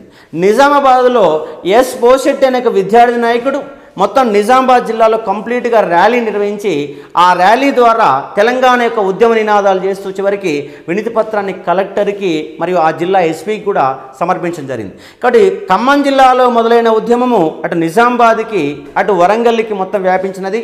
12వ తారీఖు నాడు ఉద్యమం ఎగిసిపడినది. అలా ఉద్యమం కొనసాగుతుండగా ఆ ఉద్యమం యొక్క వ్యాప్తి అనేది హైదరాబాద్కి వచ్చింది. దానిలో భాగంగా జనవరి 12వ తారీఖు నాడు ఉస్మానియా యూనివర్సిటీ యొక్క విద్యార్థులు మొత్తం కూడా ఒక సమావేశం నిర్వహించారు. ఈ సమావేశానికి అధ్యక్షత వహించిన వ్యక్తి ఎవరంటే వెంకటరామరెడ్డి అనే ఒక వ్యక్తి అధ్యక్షత వహించాడు. ఆయనతో పాటు మల్లికార్జున అనే వ్యక్తి కూడా ఆ సమావేశంలో పాల్గొన్నాడు. ఆ సమావేశం సందర్భంగా మల్లికార్జున అనే వ్యక్తి అక్కడి నుంచి ఆయన ఆ సమావేశాన్ని బహిష్కరించి బయటికి వెళ్ళిపోవడం జరిగింది. మళ్ళీ జనవరి 13వ తారీఖు నాడు ఉస్మానియా యూనివర్సిటీలో తెలంగాణ విద్యార్థి ఐక్య కార్యాచరణ కమిటీ, తెలంగాణ ఉద్యమ ఐక్య కార్యాచరణ కమిటీని ఏర్పాటు చేశారు. దానికి కార్యదర్శిగా ఎన్నికైన వ్యక్తులు అంటే మల్లికార్జున అనేక ఒక వైద్య విద్యార్థి. ఇలా మల్లికార్జున అనే వైద్య విద్యార్థి 69 ఉద్యమంలో పాల్గొన్న విద్యార్థి తర్వాత కాలంలో అంటే 1971 మధ్యంతర ఎన్నికలలో మనకు మెదక్ నియోజకవర్గాన్ని గెలుపొందడం జరిగింది. ఆ తర్వాత మెదక్ 77లో గెలుపొందాడు. ఆ తర్వాత ఆ నియోజకవర్గాన్ని ఇందిరాగాంధీ గోలుపెట్టేసి ఆయన మహబూబ్ నగర్ నుంచి గెలుపొందాడు. ఆ తర్వాత రాజీవ్ గాంధీ గవర్నమెంట్లో, ఆ తర్వాత పివి నరసింహరావు గవర్నమెంట్లో వివిధ శాఖలు కూడా నిర్వహించిన వ్యక్తులు అంటే మల్లికార్జున గౌడ్ అనే ఒక వ్యక్తి. కాబట్టి ఆయన ఒక వైద్య విద్యార్థిగా 69 ఉద్యమంలో పెద్ద ఎత్తున పార్టిసిపేట్ చేశాడు. పార్టిసిపేట్ చేయడమే కాదు, ఉద్యమాన్ని ముందుకు నడిపించిన వ్యక్తి కూడా మల్లికార్జును. కాబట్టి జనవరి 13వ తారీఖు నాడు ఏర్పడిన ఐక్య కార్యాచరణ కమిటీ కార్యదర్శి ఎవరంటే ఈ యొక్క మల్లికార్జున అనే వ్యక్తి. ఈ 13వ తారీఖు నాడు 12వ తారీఖు నాడు ఒక నిర్ణయించిన కార్యక్రమం ప్రకారం ఏంటంటే జనవరి 15వ తారీఖు నాడు సమ్మె చేపట్టాలని, ఉద్యమాలు కొనసాగించాలని చెప్పారు. దానిలో భాగంగా ఉస్మానియా యూనివర్సిటీ నుంచి ర్యాలీ తీశారు నిజాం కాలేజీ వరకు. ఆ ర్యాలీ పెద్ద ఎత్తున కొనసాగింది. మొత్తం జై తెలంగాణ నినాదాలతో కొనసాగింది. దానిలో ప్రస్తుతం ఉన్నటువంటి మన యొక్క హోమ్ మినిస్టర్గా ఉన్నటువంటి నాయని నరసింహారెడ్డి కూడా దాంట్లో పాల్గొన్నాడు. దాంతోపాటు వల్ల మన్నడు రాజ్యసభ సభ్యుడిగా ఉన్నటువంటి కేశవరావు అనే వ్యక్తి కూడా దాంట్లో పాల్గొనడం జరిగింది ఒక ఉద్యమంలో భాగంగా. కాబట్టి ఉస్మానియా యూనివర్సిటీలో ఈ ఉద్యమాల పరంగా 2 వర్గాలుగా విడిపోయారు. ఒక వర్గం ఏంటంటే ప్రత్యేక రక్షణలు కోరే వర్గము, మరొక వర్గం ఏంటంటే ప్రత్యేక తెలంగాణ కోరే వర్గం. ఈ రక్షణ వర్గానికి నాయకుడు ఎవరంటే వెంకటరామరెడ్డి అనే వ్యక్తి. ప్రత్యేక తెలంగాణ ఉద్యమానికి నాయకుడు ఎవరంటే మల్లికార్జున అనే వ్యక్తి. ఈ 2 వర్గాల మధ్య వైరు వర్గాలు కొనసాగినాయి. దానిలో భాగంగా నిజాం కాలేజీ కేంద్రంగా కొనసాగినటువంటి వర్గం ఏంటంటే మల్లికార్జున వర్గము. హైదరాబాద్లో ఉంటే వివేకవర్ధిని కాలేజీ కేంద్రంగా కొనసాగిన వర్గం ఏంటంటే వెంకటరామరెడ్డి వర్గం. ఈ 2 వర్గాల మధ్య ఆధిపత్య పోరు కూడా కొనసాగింది. 2 వర్గాల మధ్య గొడవలు జరిగినాయి. 50 చౌరస్తాలో ఇద్దరు కొట్టుకోవడం కూడా జరిగింది. ఇలా మల్లికార్జున అనే వ్యక్తి ఉద్యమాల పరంగా కొనసాగించాడు. అంటే ఇక్కడ మొత్తంగా దానితో పాటు రాజకీయ కమిటీ కూడా ఒకటి ఏర్పడింది, తెలంగాణ పరిరక్షణ committee as a political committee. ఈ పొలిటికల్ కమిటీకి స్వాతంత్ర సమరయోధుడు మాజీ మంత్రి కాటం లక్ష్మీ అనే వ్యక్తి తెలంగాణ పరిరక్షణ కమిటీని ఏర్పాటు చేశారు. ఇది ఒక పొలిటికల్ కమిటీ. ఈ కమిటీలో సభ్యులుగా ఉన్న వాళ్ళు ఎవరంటే సలావుద్దీన్ ఓవైసీ ఎంఐఎం యొక్క నాయకుడు, ఆయనతో పాటు మనకున్నటువంటి ఈవి పద్మనాభ ఒక కార్పొరేటరు, ఆయనతో పాటు మహాదేవ సింగ్ అనే ఒక సోషలిస్టు పార్టీ నాయకుడు, ఆయనతో పాటు ఉన్నటువంటి సంతపూర్ రాఘవరావు అనే ఒక లాయరు, ఇలాంటి సభ్యులందరితోటి తెలంగాణ పరిరక్షణ కమిటీ ఏర్పడింది. కాబట్టి హైదరాబాద్లో ఉద్యమం మొదలైంది, నిజామాబాద్లో ఉద్యమం మొదలైంది, వరంగల్లో మొదలైనది, ఖమ్మం జిల్లాలో మొదలైంది. ఇలా ఉద్యమ వ్యాప్తి అనేది కొనసాగుతున్న సందర్భంలో ఈ యొక్క రాజకీయ నాయకులు అనే వాళ్ళు పెద్ద ఎత్తున ఉద్యమాలు చేపట్టారు. ఇలా ఉద్యమాలు చేపట్టినప్పుడు ఉద్యమం అనేది ఎక్కడి వరకు వెళ్ళిపోవడానికి ఆస్కారం ఉంది. కాబట్టి మీరు ఇమ్మీడియట్గా దీనికి రాజకీయ పరిష్కారం కనుగొనండి. తెలంగాణ ప్రాంతంలో అక్రమంగా ఉద్యోగాలు పొందేవారిని సీమాంధ్రకు పంపించని తెలంగాణ రాజకీయ నాయకులను డిమాండ్ చేసే సందర్భంలో కాసు బ్రహ్మానందరెడ్డి ఒక ప్రత్యేక అఖిలపక్ష సమావేశాన్ని ఏర్పాటు చేశాడు జనవరి 18 సాయంత్రం. ఆ జనవరి 18 సాయంత్రం నాడు ఏర్పాటు చేసి ఎలాంటి నిర్ణయాలు తీసుకోలేదు. మళ్ళీ జనవరి 19వ తారీఖు నాడు కూడా కాసు బ్రహ్మాండ నివాసంలో 45 మంది వివిధ పార్టీలకు సంబంధించినటువంటి 45 మంది సభ్యులతోటి ఒక ప్రత్యేక సమావేశాన్ని నిర్వహించడం జరిగింది. దీన్నే ఆల్ పార్టీ మీటింగ్ అంటారు, ఆల్ పార్టీ డిబేట్ అంటారు. ఈ డిబేట్లో కొన్ని నిర్ణయాలు తీసుకున్నారు. ఆ నిర్ణయాలు ఏంటంటే తెలంగాణ ప్రాంతంలో అక్రమంగా ఉద్యోగాలు చేసినట్టు ఆంధ్ర వాళ్ళని సీమాంధ్రకు తరలించాలి. ఎప్పటిలోగా తరలించాలంటే 1969 ఫిబ్రవరి 28లోగా సీమాంధ్ర ప్రాంతానికి వాళ్ళందరినీ తరలించాలని చెప్పేసి దాంట్లో వాళ్ళంతా డిమాండ్ పెట్టారు. ఆ డిమాండ్ మేరకు వచ్చినటువంటి ఒక జీవోనే జీవో నెంబర్ 36. ఈ జీవో నెంబర్ 36 ఏం చెప్తుందంటే తెలంగాణ ప్రాంతంలో అక్రమంగా ఉద్యోగాలు పొందిన ఆంధ్రులని సీమాంధ్ర ప్రాంతానికి ఫిబ్రవరి 28లోగా పంపించాలి. పంపించినప్పుడు అక్కడ ఉద్యోగాలు ఖాళీ లేకపోతే అక్కడ అవసరమైతే సూపర్ న్యూమరీ పోస్టులను క్రియేట్ చేయాలి. ఆ ఖాళీలలో తెలంగాణ ప్రాంతంలో ఏర్పడిన ఖాళీలలో తెలంగాణ ప్రాంతం వారిని నియమించాలి. ఈ యొక్క నియమించిన తెలంగాణ ఆంధ్ర ప్రాంత ఉద్యోగులందరినీ పంపించడానికి ఒక 2 ఐఏఎస్ ఆఫీసర్లు కూడా ఏర్పాటు చేశారు. అంటే తెలంగాణ హైదరాబాదు ప్రాంత పరిధిలో ఉన్న ఉద్యోగాల సమీక్ష కోసం ఏర్పాటు చేయబడ్డ ఒక అధికారి ఐఏఎస్ ఆఫీసరు ఐజే నాయుడు. ఒక హైదరాబాద్ సికింద్రాబాద్ తప్ప మిగతా జిల్లాల ఉద్యోగుల యొక్క సమస్యలు పరిష్కరించడానికి ఏర్పాటు చేయబడ్డ ఒక అధికారి విఠల్ రావు అనే ఒక ఐఏఎస్ ఆఫీసర్. వీళ్ళిద్దరు ఆధ్వర్యంలో జీవో నెంబర్ 36ని అమలు చేసే బాధ్యతను వాళ్ళకి అప్పచెప్పారు. కానీ ఒకవైపు కాసు బ్రహ్మానందరెడ్డి జీవో నెంబర్ 36 జారీ చేసి మరొక వైపు సీమాంధ్ర ఎంప్లాయీస్ అందరూ కూడా పైకి ఎగదోశాడు. మీరందరూ కోర్టుకు పోండి, కోర్టు పోతే కోర్టే పరిష్కరిస్తారని చెప్పేసి కోర్టులో కేసులు వేయించాడు. దానితో పాటు తెలంగాణ ప్రాంతానికి సంబంధించినటువంటి కొంతమంది 5 మహిళామణులు, తెలంగాణ ప్రాంతానికి సంబంధించిన 5 తెలంగాణ మహిళామణులు వాళ్ళు కోర్టులో కేసేశారు.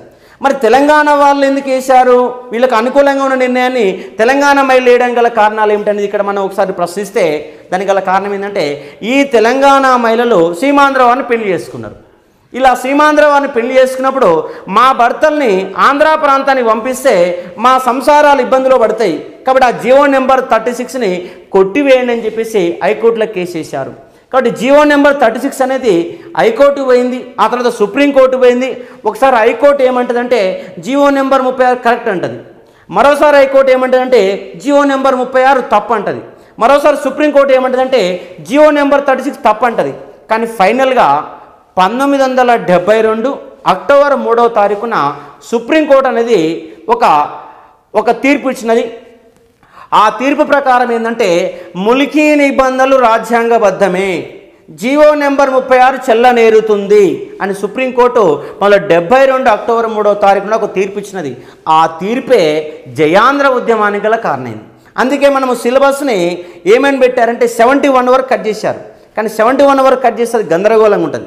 అంటే మనం 68, 69 ఉద్యమము దాని కంటిన్యూషన్, అంటే జయ తెలంగాణ ఉద్యమం యొక్క కంటిన్యూషన్ ఏమే జయాంధ్ర ఉద్యమం, దీన్ని విడదీసి చూడలేం. కాబట్టి ఆ సిలబస్ ఆ నేపథ్యంలో మనం అర్థం చేసుకుంటే స్టూడెంట్ సింపుల్గా మనకు ఎగ్జామ్లో క్వశ్చన్ ఎక్కువ చేయడానికి ఆస్కారం ఉంది. కాబట్టి ఈ విధంగా తెలంగాణ ఉద్యమం అనేది జీవో నెంబర్ 36 నేపథ్యంలో కొనసాగుతుంది. కానీ జీవో నెంబర్ 36 వచ్చిన నేపథ్యంలో ఖమ్మం జిల్లాలో ఉద్యమాన్ని మొదలుపెట్టినటువంటి కొలిశెట్టి రామదాస్ ఉద్యమాన్ని కొనసాగిస్తున్నాడు. కానీ అక్కడ జలగం వెంగళరావు అనేటటువంటి ఒక ఎమ్మెల్యే ఉన్నాడు, కొత్తగూడెం ఎమ్మెల్యే ఉన్నాడు.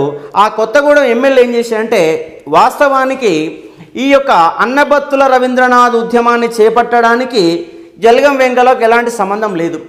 కానీ జలగం వెంగళరావు కాసు బ్రహ్మానందరెడ్డి వద్ద మార్కులు కొట్టేయడానికి, మంచి అనిపించుకోవడానికి, అంటే నేను వ్యతిరేక వర్గాన్ని నీతో పాటు నీ ధీటుగా ఉన్నానని చెప్పుకోవడం కోసము నేనే ఖమ్మం జిల్లాలో ఉద్యమాన్ని మొదలుపెట్టించినట్టుగా ప్రచారం చేసుకున్నాడు. కానీ వాస్తవానికి ఉద్యమాన్ని మొదలుపెట్టించింది ఎవరంటే కొలిశెట్టి రామదాస్ అనే వ్యక్తి. ఆయనే సంపూర్ణ బాధ్యత వహించాడు.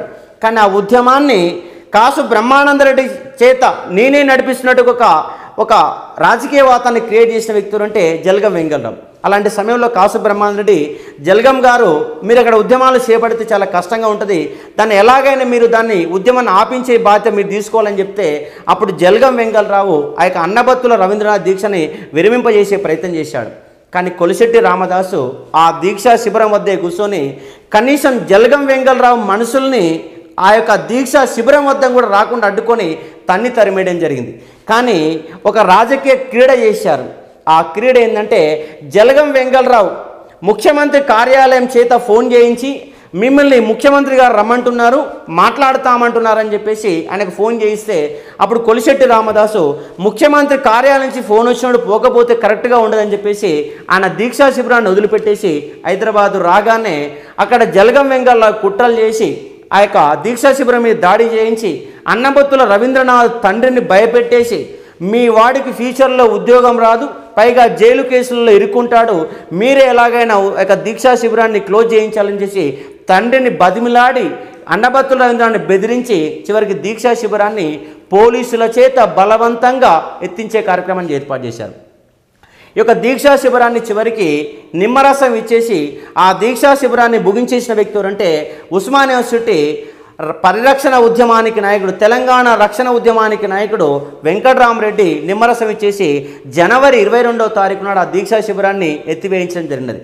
కానీ కాసు బ్రహ్మారెడ్డి ఏమని ఊహించాడంటే రవీంద్రనాథ్ దీక్ష అయిపోయినది, జీవో నెంబర్ తడిసి విడుదలైంది కాబట్టి తెలంగాణ ఉద్యమం ఆగిపోతుందని చెప్పేసి ఆయన భ్రమలో ఉన్నాడు.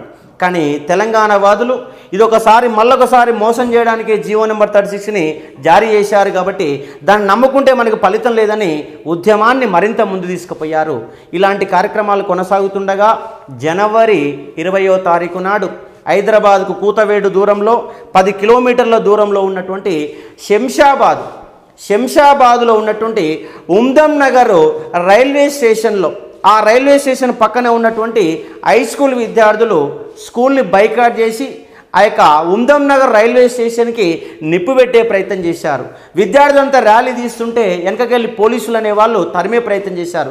దానిలో భాగంగా విద్యార్థి రాయి తీసుకొని పోలీసుల మీదకి విసిరేస్తే ఒక పోలీస్ అధికారికి తీవ్రమైన గాయమైతే పోలీసులు కాల్పులు జరిపారు. అంటే పోలీసులు ఎవరి మీద కాల్పులు జరిపారు? 12 నుంచి 16 సంవత్సరాల వయసులోపు ఉన్నటువంటి పిల్లల మీద. అలాంటి చిన్నపిల్లల మీద కాల్పులు జరపడం అనేది ప్రజాస్వామ్య చరిత్రలో మనకి ఎక్కడ కూడా కనిపించదు, కానీ ఒక తెలంగాణ ఉద్యమంలోనే కనిపిస్తుంది. కాబట్టి తెలంగాణ ఉద్యమము 29 రాష్ట్రాలలో ఏ ఒక్క రాష్ట్రంలో కూడా ఇంత పెద్ద ఉద్యమాలు రాలేదు, ఇన్ని సంవత్సరాల పోరాటాలు జరిగింది. అందుకే భారతదేశ స్వాతంత్ర సమరానికి ఎంత చరిత్ర ఉందో తెలంగాణ ఉద్యమానికి కూడా అంతే చరిత్ర ఉంది. ఎందుకంటే 52 ఉద్యమం, 69 జై తెలంగాణ ఉద్యమము, 2000 తర్వాత జరిగినటువంటి ఉద్యమం, ఎంతోమంది అమరవీరులు, ఎన్నోసారి కాల్పులు, ఎన్నెన్నో కమిటీలు. ఒక తెలంగాణ కోసం తెలంగాణ ఉద్యమ నేపథ్యంలో దాదాపు 30 కమిటీలు వచ్చినాయంటే మనకు ఆశ్చర్యం వేయచ్చు. కాబట్టి తెలంగాణ ఉద్యమ చరిత్ర ఇది ఒక మనకు గడ్డ చరిత్ర, ఒక ఆత్మ బలిదానాల చరిత్ర, ఒక మనకు ఆత్మతోని దాన్ని చూడగలిగితే తెలంగాణ ఉద్యమాన్ని మనం ఆవిష్కరించిన వాళ్ళం అవుతాం. కాబట్టి జనవరి 20వ తారీఖు నాడు శంషాబాద్లో మొట్టమొదటి కాల్పుల సంఘటన జరిగింది. చిన్నపిల్లల మీద కాల్పుల సంఘటన జరిగింది. ఆ కాల్పులలో 6 విద్యార్థులు గాయపడ్డారు. శంషాబాద్ కాల్పులు 1969 జనవరి 20వ తారీఖున జరగగా 6 మంది విద్యార్థులు గాయపడితే వాళ్ళందరినీ ఉస్మానియా ఆసుపత్రిలో జాయిన్ చేయడం జరిగింది. దాన్ని నిరసిస్తూ నిజాం కాలేజీలో జనవరి 21వ తారీఖు నాడు ఒక సభ లాంటి నిర్వహించారు. ఒక 3000 మందితో విద్యార్థులు ఒక సమావేశాన్ని నిర్వహించారు. ఆ సమావేశంలో గోపాల్ అనే విద్యార్థి ప్రసంగిస్తుండగా ఆ యొక్క సమాచారం అందింది. ఆ సమాచారంలో ఉన్న అంశం ఏమిటంటే నిన్న శంషాబాద్ కాల్పులలో గాయపడ్డ విద్యార్థులలో ఒక విద్యార్థి మరణించాడని. కానీ వాస్తవానికి అది కాదని తర్వాత తెల్లమనేది జరిగింది. ఆ జనవరి 21వ తారీఖు నాడు ఆ సభ జరుగుతుండగా అప్పుడు గోపాల్ అనే విద్యార్థి ప్రసంగిస్తున్న సమాచారం అందినప్పుడు ఆ సమావేశాన్ని ఆపివేసేసి అందరూ కూడా పోలీసుల కాల్పుల వల్లనే ఒక విద్యార్థి మరణించాడని, అప్పటికే ఈ సభ సందర్భంగా బందోబస్తులో ఫతే మైదానంలో ప్రజెంట్ ఫతే మైదానాన్ని ఎల్బీ స్టేడియంగా పిలవడం అనేది జరుగుతుంది. దాని ఒకప్పుడు ఫతే మైదానంగా పిలిచేవారు, తర్వాత కాలంలో దాన్ని ఎల్బీ స్టేడియంగా మార్చడం జరిగింది. ఆ ఎల్బీ స్టేడియంలో దాదాపుగా 2000 మంది పోలీసులు అక్కడ ముందస్తు బందోబస్తులో ఉండడం జరిగింది. ఈ యొక్క సభను బంద్ చేసి పోలీసుల వైపు అత్యంత వేగంగా దూసుకొచ్చిన విద్యార్థులు నిజాం కాలేజీ గేట్ల నుంచి ఆ పోలీసులపైన రాళ్ళు విసిరేయడం జరిగింది. పోలీసులు లాఠీలకు పనిచెప్పేసి విద్యార్థులపైన తీవ్రంగా దాడి చేశారు. ఆ సందర్భంగా ఆర్ట్స్ కాలేజీ విద్యార్థి సంఘం అధ్యక్షుడు రమాకాంత్ రెడ్డి, మహబూబ్నగర్లో మొన్నటి వరకు ఎమ్మెల్యేగా 2004 నుంచి 2009 వరకు ఎమ్మెల్యేగా పనిచేసినటువంటి పులి వీరన్న, శ్రీధర్ రెడ్డి లాంటి వాళ్ళందరూ కూడా ఈ సందర్భంగా పోలీసు లాఠీచార్జీలో తీవ్రంగా గాయపడ్డారు. దాదాపుగా 26 సార్ల పోలీసులు అనేవాళ్ళు బాష్పవాయు గోళాలు ప్రయోగించడం జరిగింది. ఈ సందర్భంగా చాలామంది విద్యార్థులు గాయపడ్డారు. చివరికి విద్యార్థులు ఆ బాష్పవాయు గోళాలు పట్టుకొని దాన్ని నీళ్ళల్లో ముంచి ఆ నీటితోని ముఖాన్ని కడుక్కున్నారు. అంటే వాళ్ళకి విద్యార్థులకు ప్రధాన ఉద్దేశం ఏంటంటే మీ లాఠీలు, మీ తూటాలు, మీ యొక్క బాష్పవాయు గోళాలు మమ్మల్ని ఏమీ చేయలేమని చెప్పే ఉద్దేశం విద్యార్థులకు ప్రధాన ఉద్దేశం. ఆ సందర్భంగా నిజాం కాలేజీ యొక్క అటెండర్లు గాయపడ్డారు, దాంతోపాటు ల్యాబ్ అసిస్టెంట్లు గాయపడ్డారు. ఈ యొక్క చరిత్రలో జై తెలంగాణ ఉద్యమంలో జనవరి 21 అనేది మొట్టమొదటిసారిగా భాషవాయి గోళాలు ఉపయోగించిన ఒక సందర్భము జనవరి 21వ తారీఖు నాడు కనిపించినది. దీని తర్వాత మనకు జనవరి 24వ తారీఖు నాడు జై తెలంగాణ ఉద్యమానికి మద్దతుగా మెదక్ జిల్లా సదాశివపేటలో ర్యాలీ నిర్వహిస్తున్న విద్యార్థులపైన పోలీసులు లాఠీచార్జ్ చేశారు. ఆ లాఠీచార్జ్ నిరసిస్తూ విద్యార్థులు రాళ్ల వర్షం కురిపించారు. ఈ సందర్భంగా పోలీసులకి విద్యార్థులకు మధ్య జరిగిన ఘర్షణలో పోలీసులు అనే వాళ్ళు తుపాకులు ఎక్కుపెట్టేసి విద్యార్థుల మీద కాల్పులు జరిపితే దాదాపుగా 15 మంది విద్యార్థులు గాయపడ్డారు. ఈ 15 మంది గాయపడ్డ విద్యార్థులు తీవ్రంగా గాయపడ్డ విద్యార్థిని హైదరాబాదులో ఉన్నటువంటి గాంధీ ఆసుపత్రిలో, మామూలుగా గాయపడ్డ విద్యార్థుల్ని సంగారెడ్డి ఆసుపత్రిలో జాయిన్ చేయడం జరిగినది. ఈ యొక్క హైదరాబాదులో ఆసుపత్రిలో జాయిన్ అయినటువంటి విద్యార్థులలో శంకర్ అనే విద్యార్థి తీవ్రంగా గాయపడ్డాడు. అతనితో పాటు కృష్ణ అనే విద్యార్థి కూడా తీవ్రంగా గాయపడితే వాళ్ళందరినీ చికిత్స అందించడం జరిగింది. ఆ సందర్భంగా జనవరి 25వ తారీఖు నాడు ఉస్మాన్ యూనివర్సిటీలో ఇంజనీరింగ్ కాలేజీ వద్ద విద్యార్థులను ఒక పెద్ద సభ నిర్వహించారు. ఆ సందర్భంగా ఆ సభ నిర్వహిస్తుండగా ఉస్మాన్ యూనివర్సిటీలో చికిత్స పొందుతున్న విద్యార్థులకు రక్తం లేక చాలా తీవ్రమైన ఇబ్బందులు పడుతున్నారని చెప్పేసి విద్యార్థుల సమాచారం అందితే ఆ యొక్క సభను విద్యార్థులు అందే వాళ్ళు అప్పటికప్పటికి మధ్యలో వదిలిపెట్టేసి దాదాపు 3-4 వేల మంది విద్యార్థులు ఉస్మాన్ యూనివర్సిటీ నుంచి గాంధీ ఆసుపత్రి వరకు ఈ 4-5-6 కిలోమీటర్ల పాటు పరిగెడుతూ కనిపించిన వైనాలు మరి తెల్లాడి పేపర్లో చూసినటువంటి సందర్భం చూస్తే అంటే ఒక తోటి విద్యార్థి తీవ్రంగా గాయపడితే రక్తం ఇవ్వడానికి విద్యార్థి స్పందించిన తీరు అందరినీ కదిలించినది, కలిచి వేసినది. కానీ ఆ యొక్క సదాశివపేటలో కాల్పులో గాయపడినటువంటి విద్యార్థి శంకర్ అనే విద్యార్థి జనవరి 25వ తారీఖు నాడు చికిత్స పొందుతూ మరణించాడు. 69 ఉద్యమంలో మొట్టమొదటి అమరవీరుడు శంకర్ అనే విద్యార్థి. అదేవిధంగా 2009లో చివరి దశ ఉద్యమంలో మొట్టమొదటి అమరవీరుడు శ్రీకాంతాచారిది నల్గొండ జిల్లా మోత్కూరు మండలం పొడిచెడు గ్రామానికి సంబంధించిన వాడు. ఆయన పెట్రోల్ పోసుకొని ఆత్మహత్య చేసుకుంటే ఇక్కడ 69 ఉద్యమంలో పోలీసు కాల్పులలో సదాశివపేటలో గాయపడినటువంటి శంకర్ అనే విద్యార్థి మొట్టమొదటి అమరవీరుడిగా మనము గుర్తించవచ్చు. కాబట్టి మొట్టమొదటి కాల్పుల సంఘటన శంషాబాద్ కాల్పుల సంఘటన మొట్టమొదటి అమరవీరుడు శంకర్ అనే విద్యార్థి. కాబట్టి ఈ చిన్న చిన్న అంశాలని మనకు జతపరచండి అనే అంశం నేపథ్యంలో తేదీలు కానీ చిన్న చిన్న క్వశ్చన్లు కానీ రావడానికి ఆస్కారం ఉంది. కాబట్టి విద్యార్థి అంశాలని గుర్తించుకోవాలి. కాబట్టి ఈయనతో పాటు గాయపడ్డ కృష్ణ అనే విద్యార్థి కూడా ఫిబ్రవరి 10వ తారీఖు నాడు మరణించాడు. అంటే జనవరి 25వ తారీఖు నాడు మరణించిన విద్యార్థి శంకర్ అనే విద్యార్థి అయితే ఫిబ్రవరి 10వ తారీఖు నాడు మరణించిన విద్యార్థి కృష్ణ అనే విద్యార్థి. వీళ్ళ యొక్క ఇద్దరు విగ్రహాలు ఇవాళ మెదక్ జిల్లాలోని సదాశివపేటలో ఇప్పటికి కూడా విగ్రహాలు అనేవి ఇప్పటికి కూడా మనకు కనిపిస్తాయి 69 యొక్క ఉద్యమ వీరుల యొక్క సందర్భంగా. కాబట్టి ఉద్యమాలు ఇలా కొనసాగుతుండగా జనవరి 27వ తారీఖు నాడు 1969 జనవరి 27వ తారీఖు నాడు నల్లగొండ జిల్లాలో ఉప సర్వేయర్గా పనిచేస్తున్నటువంటి రంగాచార్యులు అనేటటువంటి ఎంప్లాయ్ మీద కొంతమంది అర్ధరాత్రి పూట పెట్రోల్ పోసి తగలబెట్టేసి అతను మరణించడం జరిగినది. దీని కారణంగా ఆ జనవరి 27వ తారీఖు నాడు పేపర్లు అనేవి పెద్ద పెద్ద అక్షరాలతోటి సీమాంధ్ర ఉద్యోగులపైన తెలంగాణవాదుల దాడి, ఉద్యోగిని చంపినవైనవని చెప్పేసి 28వ తారీఖున పేపర్లో పెద్ద ఎత్తున వార్తలు ప్రచురితం కావడం జరిగింది. ఆ పేపర్లో వార్తలు జరిగినటువంటి ఆంధ్రలో ఉన్నటువంటి వ్యక్తులందరూ, ఆంధ్రవాదులందరూ కూడా తీవ్ర ఆగ్రహ ఉద్యోగులు అవుతూ తెలంగాణ మీద దాడి చేసే ప్రయత్నం చేశారు. ఆ దాడిలో భాగంగా నల్లగొండ చివరి సరిహద్దులో ఉన్నటువంటి కోదాడ మీద దాడి చేసే ప్రయత్నం చేశారు. ఒక 5-6 లారీల మీద ఒక 2-3 వేల మంది ఆ యొక్క కోదాడ మీద దాడి చేసే ప్రయత్నం చేస్తే ఆ సమాచారాన్ని ముందే తెలుసుకున్నటువంటి కోదాడ సర్పంచ్ జితేందర్ రెడ్డి ముందస్తు పోలీసులకు సమాచారం ఇచ్చి ఆ కోదాడ ప్రజలు మొత్తం అప్రమత్తం చేసి వీళ్ళు ఒకేసారి 5-6 వేల మంది వాళ్ళకి ఎదురుపడితే ఆ సందర్భంగా ఆంధ్ర గుండాలనే వాళ్ళు పారిపోవడం జరిగింది. కత్తులు, గొడ్డన్లు, గుత్పాలు పట్టుకొని వచ్చిన ఆంధ్ర వాళ్ళంతా తోకముడిచి వెనక పారిపోవడం జరిగింది.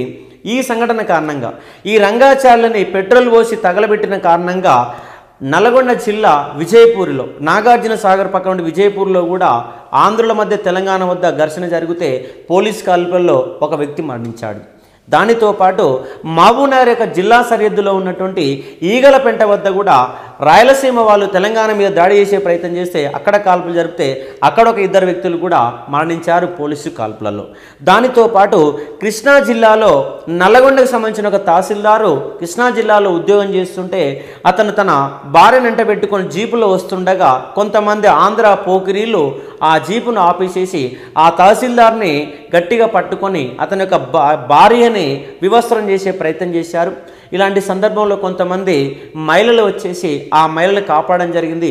ఆ పోకిరీల మీద దాడి చేసే ప్రయత్నం చేసే వాళ్ళందరూ వదిలిపెట్టి పారిపోవడం జరిగింది. అంటే ఒక్క సంఘటన కారణం. ఏ సంఘటన అది? రంగాచార్యులు అనేటటువంటి ఒక ఉప సర్వేయర్, అంటే రంగాచార్యుల మీద అర్ధరాత్రి మీద పెట్రోల్ పోసి తగలబెట్టారు. ఆ విషయాన్ని వారం రోజుల తర్వాత పోలీసులు ఒక నివేదిక రూపంలో సమర్పించారు. అంటే వాస్తవం ఏం జరిగిందంటే ఆ రంగాచార్యులు అనే వ్యక్తి అక్రమ సంబంధం నేపథ్యంలో అతని కుటుంబ సభ్యులే వాడి మీద పెట్రోల్ పోసి తగలబెట్టారు.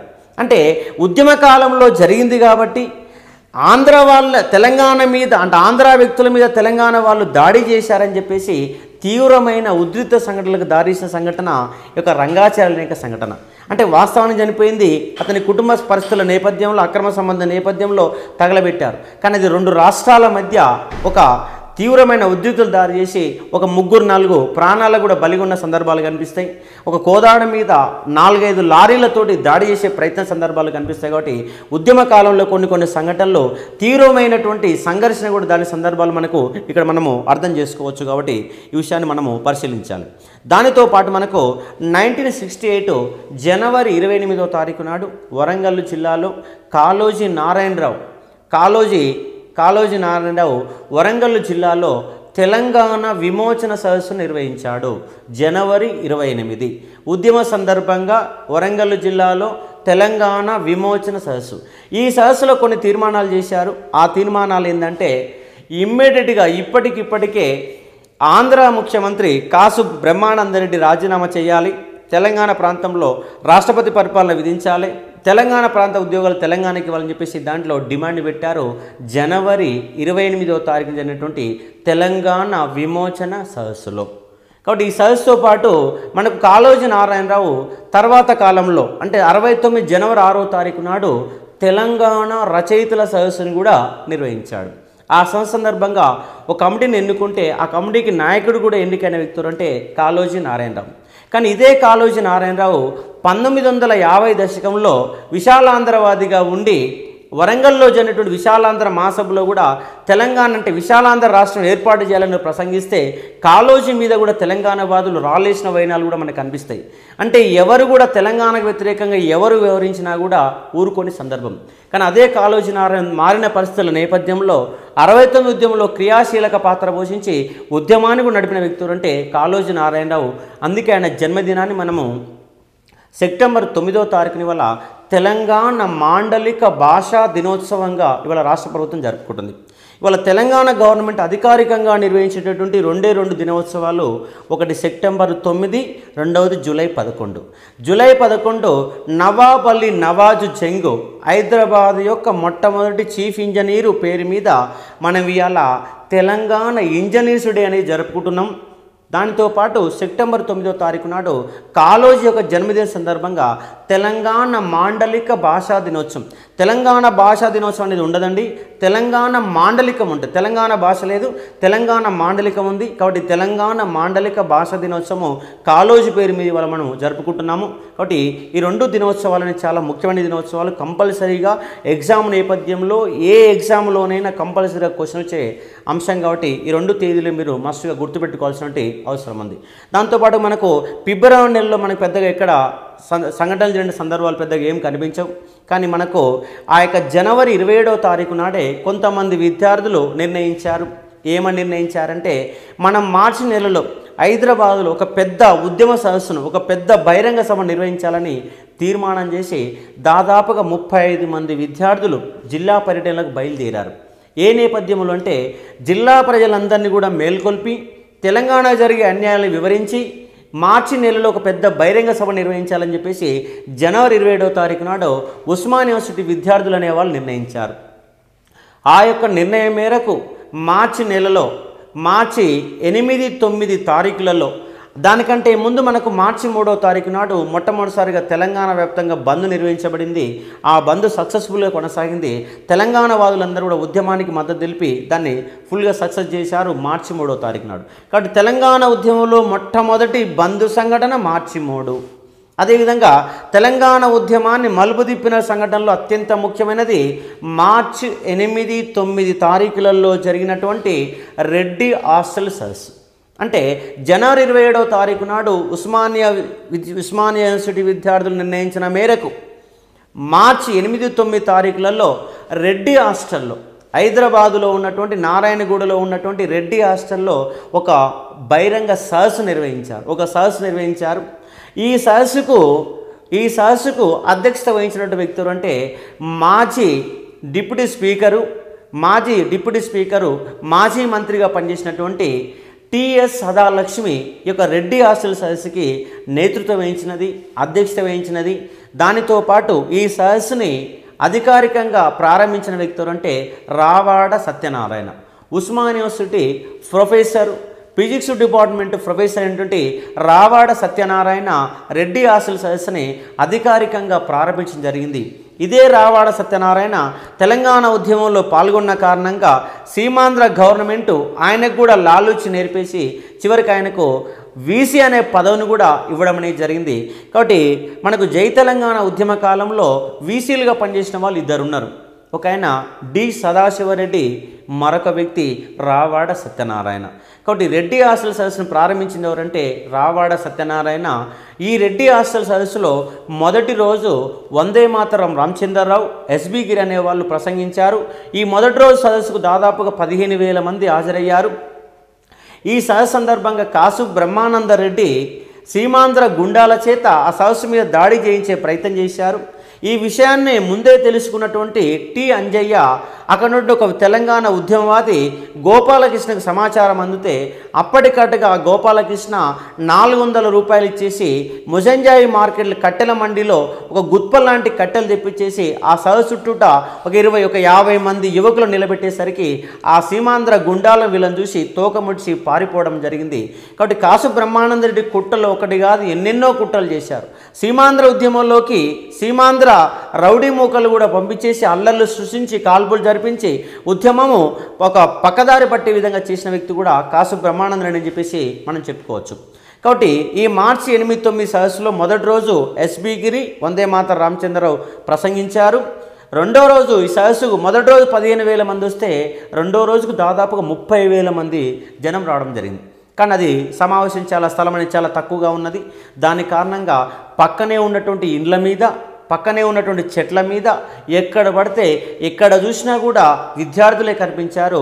ఈ విద్యార్థికి వెనకంగా ఉండి ఉద్యమ యొక్క సదస్సుని సక్సెస్ చేయించిన వ్యక్తులు అంటే మల్లికార్జున అనే యొక్క వైద్య విద్యార్థి, ఉస్మానియా యూనివర్సిటీ విద్యార్థి ఈ సదస్సు సక్సెస్ చేయడంలో ముఖ్యమైన పాత్ర పోషించాడు. ఈ రెండవ సదస్సులో ప్రసంగించిన వ్యక్తులు అంటే శ్రీధర్ రెడ్డి, మల్లికార్జును, మనకు ఉన్నటువంటి మహాదేవ్ సింగ్ లాంటి వాళ్ళు రెండో రోజు ముఖ్యమైన సమావేశంలో ప్రసంగించారు. చివరి ప్రసంగాన్ని టిఎస్ సదాలక్ష్మి చేయడం జరిగింది. కాబట్టి ఈ సదస్సు ఉద్యమ చరిత్రని మలుపు తిప్పిన ఒక సంఘటన ఈ సదస్సు. ఈ ఉద్యమం సందర్భంగా క్విట్ తెలంగాణ, ఇమీడియట్గా తెలంగాణని వదిలిపెట్టండి, క్విట్ తెలంగాణ. మనకు జాతీయ ఉద్యమంలో ఏ విధంగా అయితే క్విట్ ఇండియా ఉద్యమం కొనసాగిందో అదే మాదిరి ఇక్కడ శ్రీధర్ రెడ్డి అనే విద్యార్థి నాయకుడు క్విట్ తెలంగాణ అనే నినాదాన్ని ఇవ్వడం జరిగింది. కాబట్టి 69 ఉద్యమంలో ప్రముఖ పాత్ర పోషించిన విద్యార్థి నాయకులలో శ్రీధర్ రెడ్డి కూడా ఒక విద్యార్థి నాయకుడు, మల్లికార్జున అనే విద్యార్థి నాయకుడు, దాంతోపాటు మరికొంతమంది విద్యార్థులు ముఖ్యమైన వాళ్ళు మనకు కనిపిస్తారు. కాబట్టి శ్రీధర్ రెడ్డి చాలా ముఖ్యమైన వ్యక్తి. మనకు జూన్ 2, 3, 4 తారీఖులో జరిగినటువంటి ఉద్యమాలలో పార్టిసిపేట్ చేశాడు. పోటీ తెలంగాణ ప్రజాసమితిని స్థాపించాడు. కాబట్టి ముఖ్యమైన పాత్ర పోషించిన వ్యక్తి శ్రీధర్ రెడ్డి. తర్వాత కాలంలో కాంగ్రెస్ గవర్నమెంట్లో ఎమ్మెల్సీ కూడా పనిచేశాడు. కాబట్టి మీరు అతని ఇటీవల కాలంలో ఫోటో చూస్తే మీరు గుర్తుపట్టవచ్చు. కాబట్టి 69 ఉద్యమ కాలంలో ఒక విద్యార్థి నాయకుడిగా పార్టిసిపేషన్ వ్యక్తి శ్రీధర్ రెడ్డి. ఆయన ఇచ్చిన నినాదం ఏంటంటే క్విట్ తెలంగాణ యొక్క నినాదాన్ని ఇచ్చాడు. ఈ సమావేశ సందర్భంగా మొట్టమొదటిసారిగా తెలంగాణ చిత్రపటాన్ని తయారు చేసి ఈ సదస్సులో రెడ్డి హాస్టల్ సదస్సులో దాన్ని ఆవిష్కరించారు. ఈ రెడ్డి హాస్టల్ సదస్సులో ఆవిష్కరించిన సందర్భంగా మనకు మొట్టమొదటిసారిగా తెలంగాణ చిత్రపటం. మరి 69 నాటికి తెలంగాణ రాష్ట్రంలో తెలంగాణ ప్రాంతంలో ఎన్ని జిల్లాలు ఉన్నాయి అంటే 9 జిల్లాలు ఉన్నాయి. అంటే మనకు మొత్తం ఇవాళ ఆంధ్రప్రదేశ్ రాష్ట్రం ఉన్నప్పుడు కంబైన్డ్గా ఆంధ్రప్రదేశ్ రాష్ట్రం 23 జిల్లాలు ఉండేది. దానిలో భాగంగా మనకు మొట్టమొదటిసారిగా 1953 అక్టోబర్ 1వ తారీఖు నాడు ఏర్పడిన జిల్లా ఖమ్మం జిల్లా. 1970లో ఏర్పడిన జిల్లా ప్రకాశం జిల్లా. 1978లో ఏర్పడిన జిల్లా రంగారెడ్డి జిల్లా. 1979లో ఏర్పడిన జిల్లా విజయనగరం జిల్లా. కాబట్టి తర్వాత కాలంలో ఏర్పడిన జిల్లాల పరిధిలోకి మనం చూస్తే ఖమ్మం జిల్లా 53, అదేవిధంగా ప్రకాశం జిల్లా 70, 78లో రంగారెడ్డి జిల్లా, అలాగే 79లో విజయనగరం జిల్లా. ఈ 4 జిల్లాలను గుర్తుపెట్టుకోవాలి. మనకు హైదరాబాద్ రాష్ట్రంలో ఉన్న జిల్లాల సంఖ్య 16, ఆంధ్ర రాష్ట్రంలో ఉన్న జిల్లాల సంఖ్య 11. అంటే సీమాంధ్రలో అంటే ఆంధ్ర ప్రాంతంలో 7 జిల్లాలు, రాయలసీమలో 4 జిల్లాలు. మొత్తం కలిపి ఆంధ్ర రాష్ట్రంలో 11 జిల్లాలు ఉన్నాయి. అదేవిధంగా హైదరాబాద్ రాష్ట్రంలో 16 జిల్లాలు ఉన్నాయి. అంటే మహారాష్ట్రలో 5 జిల్లాలు, కర్ణాటకలో 3 జిల్లాలు, తెలంగాణలో 8 జిల్లాలు. హైదరాబాద్ రాష్ట్రంలో ఉన్న జిల్లాల సంఖ్య 16. ఆంధ్రప్రదేశ్ రాష్ట్రం ఏర్పడినప్పుడు 1956లో ఆంధ్రప్రదేశ్ రాష్ట్రం ఏర్పడినప్పుడు జిల్లాల సంఖ్య 20 జిల్లాలు. ఆ తర్వాత మనకి ఈ 3 జిల్లాలు అంటే ప్రకాశము, రంగారెడ్డి, విజయనగరం 3 జిల్లాలను కలిపితే 23 జిల్లాలైనవి. మనకు 2014లో సీమాంధ్ర ప్రాంతం 13 జిల్లాలతో ఆంధ్రప్రదేశ్ ఏర్పడింది, 10 జిల్లాలతో ఒక తెలంగాణ ఏర్పడింది. కాబట్టి ఈ జిల్లాల నేపథ్యంలో కూడా క్వశ్చన్ రావడానికి ఆస్కారం ఉంది. కాబట్టి ఇవి మనము గుర్తుంచుకునే ఒక ప్రయత్నం అనేది చేయాలి. కాబట్టి ఈ విధంగా ఉద్యమాలు అనేవి కొనసాగుతున్నాయి. రెడ్డి హాస్టల్ సదస్సులో మొట్టమొదటిసారిగా 9 జిల్లాలతో ఉన్నటువంటి, ఎందుకంటే అప్పటికి రంగారెడ్డి జిల్లా ఏర్పడలేదు కాబట్టి 9 జిల్లాలు, ఈ 9 జిల్లాలతో ఉన్నటువంటి ఒక రాజకీయ చిత్రపటాన్ని ఆవిష్కరించిన వ్యక్తి ఎవరంటే వరంగల్ జిల్లా వర్ధన్నపేట